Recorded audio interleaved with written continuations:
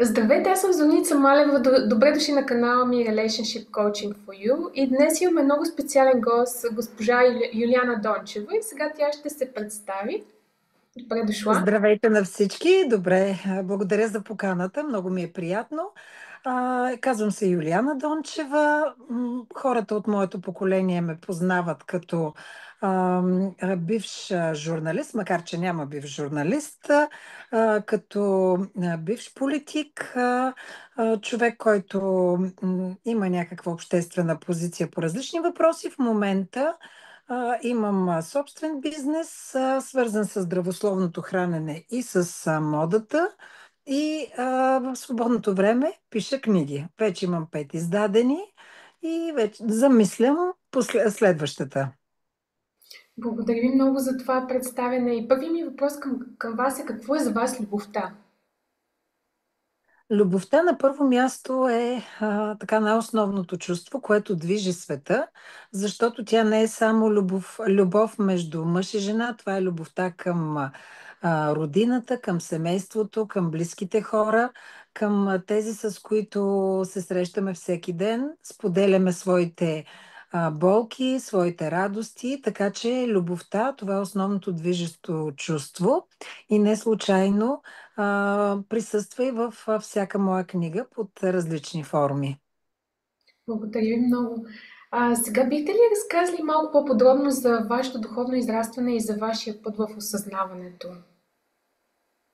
Аз мисля, че духовното израстване на всеки един човек е един много дълъг процес, дълъг път, който не би трябвало да има някакви спирки, някакви, а, така да кажем, може да имаш посока в духовното си израстване, но не би трябвало да има някакво спиране, да кажеш, аз вече израснах духовно и трябва да спра, доволен съм от това, което съм. Мисля, че няма перфектни, няма идеални хора и всеки един момент трябва да се стремим да харесваме версията, да харесваме човека, който сме в момента, с постъпките, с мислите най-важно, които минават през главите ни, защото живеем в един много объркан, много сложен свят, в който ние изпитваме всякакви емоции, както положителни, така и отрицателни. И много лесно да се поддадем на гнева, на обидата от това, с които се срещаме ежедневно. И от нас зависи да ги превъзмогнем, да успеем да реагираме така като хора, като човеци, защото напоследък отношенията между хората стават все по-жестоки, все по-необясними и не знам дали се замисляме към какво ни води това. На една обида, когато получиш една обида, тя се предава, защото ти трябва по някакъв начин да разтовариш това чувство, което изпитваш в себе си, да го стовариш върху човека до себе си, и тя се предава. Както доброто, имаш един израз, доброто се предава, така и гнева и обидата се предават, и от нас зависи ние да спрем този процес и наистина да гледаме на всичко с така. Аз не обичам фразата положително, защото е много трудно, но да кажем с едно превъзходство, че ти си над определени неща, които те принизяват и те правят така не човек и недостоен. Благодаря ви. И как духовността обогатява живота ви? Аз съм намерила своят начин, по който да обогатя живота си, и това направих чрез книгите, тъй като искам да имам свое място, свое кътче, където да мога да излея мислите, душата си, това, което ме вълнува в ежедневието, защото то не ме радва особено. Обичам да анализирам, да размишлявам върху различни ситуации, с които ежедневно се сблъсквам. И те понякога, когато са особено драстични, залягат в съзнанието ми и по някакъв начин намират място в книгите, като ситуация при героите, при техните мисли. И не случайно в последната ми книга, например, Лавината, някои от читателите казаха, че така усещат в мислите и в поведението на героинята и мен самата. Няма как това да не е така, защото аз наистина точно чрез книгите намирам начин да се усъвършенствам себе си духовно, да анализирам мои минали постъпки и да се опитвам в бъдеще да бъда по-добра към хората, с които съм близка и които срещам ежедневно. Благодаря ви. И да засегнем смисълът на живота за вас. Смисълът на живота, така както аз го виждам, е в никакъв случай да не спираме в доволство, да не оставаме в доволство от това, което сме постигнали, а непрекъснато да търсим някакви нови предизвикателства. Макар че аз в толкова много посоки съм работила, търсила, че в един момент човек дори рискува да загуби своята идентичност, но аз го приемам по-скоро като обогатяване, срещайки се в различните сфери, в които работя с различни хора. И смятам, че всеки един човек трябва да се стреми към това, да се обогати, докато, за съжаление, в момента това вече в един световен план върви една такава тенденция към буквално простачване на масите, защото за всеки, който иска да ги управлява, е ясно, че по-лесно се управляват необразовани хора, тези, които нямат стремежи, нямат мечти, нямат идеи и цели.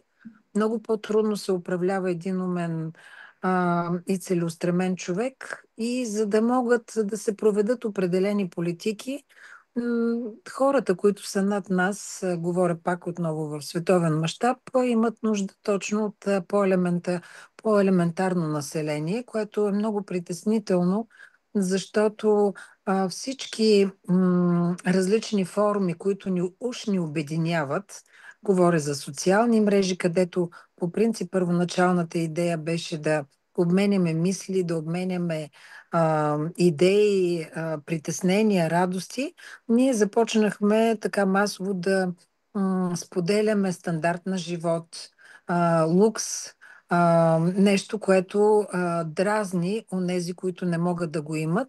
И те са готови на компромиси с личните си цели и виждания, за да достигнат определените така стереотипи, които се налагат от една групичка хора. Аз, например, също имам социални мрежи, но никак не съм активна в тях, защото не мога да си представя, че мога да имам лайкове на някаква храна в скъп ресторант, че мога така, да се покажа на каква скъпа почивка съм или така нататък. За мен това е прекалено елементарно и недостойно и смятам, че социалните мрежи имат друго предназначение и аз се опитвам да използвам точно това другото предназначение. Много ви благодаря. И също така искам да споделите подкрепата на семейството в пътя на човека, доколко е важна за вас. Подкрепата на семейството е най-важна. Човек много трудно може да постигне целите си, ако срещне съпротива от най-близките си. В най-малкия случай това би го демотивирало и така би го възпряло да се отдаде изцяло на целта, към която е тръгнал. И затова смятам, че хората, които така сме около всеки човек устремен в някаква посока, трябва да го подкрепяме, независимо от това дали смятаме неговият избор за правилен или не така в главите си. Говорят най-вече за родителите, когато искат да видят реализирани своите деца. Често родителите вменяват на децата си свои несбъднати мечти, желания, а това не винаги, даже почти никога не съвпада с личното желание на детето в неговия път то да се развива. И затова смятам, че Трябва да подкрепяме и да даваме съвети само когато не ги искат. Разбира се, не говоря за случаите, в които виждаме наистина, че детето или човека до нас прави някакви вече нарушения на закона, излиза извън рамките на общоприетото. Говориме за тези хора, които наистина имат цели и искат да ги реализират. Благодаря ви. И аз мисля по този начин, че всички имаме право на свободна воля и да израстваме там, докъдето искаме да израстваме. И последният ми въпрос към вас, защото нашата аудитория предимно са жени, които търсят пътя си и да имат някакси по-добра връзка с партньора, с човека до тях. Какви биха били вашите съвети към всички дами, които ви гледат? Аз първо искам да се обърна към всички дами така с думите, че те имат нужда от повече увереност, но не до такава степен, в която да смачкват мъжа до себе си, защото вече минахме мярката на която е така нужното самочувствие с възможностите, които днес дава пластичната хирургия, разкрасителните процедури, ние много лесно можем да постигнем образа, който харесваме в огледалото, но трябва да сме наясно, че най-важни са по принцип колкото и може би демодирано и клиширано да звучи, но същността на една жена, което я прави така истинска, естествена, а, това в никакъв случай не са фотошопа, не са външната й визия. Те само могат да й помогнат. Една или друга визия могат само да помогнат в реализиране на целите, но те не трябва да са основното оръжие. Жената, но няма нищо по-жалко от красива жена, която изглежда добре, но когато така си отвори устата, няма какво да излезе от нея съществено и води някакви несъществени разговори. Затова жените никога, както искат една идеална визия, която да видят в огледалото, да се стремят и към едно духовно израстване, защото в комуникацията с околните, не само с мъжете, но и с близките хора, с други жени, водещото преди всичко са нашите мисли, нашите чувства, нашите емоции. Сега вече и с настъпването, виждаме, че във всички сфери навлиза изкуствен интелект. Всичко започва да се механизира, роботизира. Емоциите са най-важното, което ще ни оставят, така ще ни различават от машините, защото само ние хората имаме чувства и трябва да ги изразяваме. Емоциите не трябва да се крият, трябва да се показват и така, и наистина да се стремим към едно духовно израстване, защото то никога не е достатъчно, колкото и да си мислим, че сме се извисили прекалено. Аз много ви благодаря за отделеното време и че гостувахте на моя канал и ще се радвам пак да бъдете мой гост, защото има какво да кажете и да споделите и много хора биха взели някакви идеи и начин да ви на мислене би променил живота на някой. Така че много ви благодаря, че отделихте времето си днес от сърце. Зорница, и аз много благодаря, защото са малко хората, които имат канали и така дават възможност да се говори по тези теми. Обикновенно са по-атрактивни, по-първосигнални, предизвикват се други така емоции в хората и това, което вие правите, наистина е много положително. Поздравления и благодаря Много за ви поканата благодаря от още сърце, веднъж. наистина. Оценявам това. Благодаря. Хубав ден!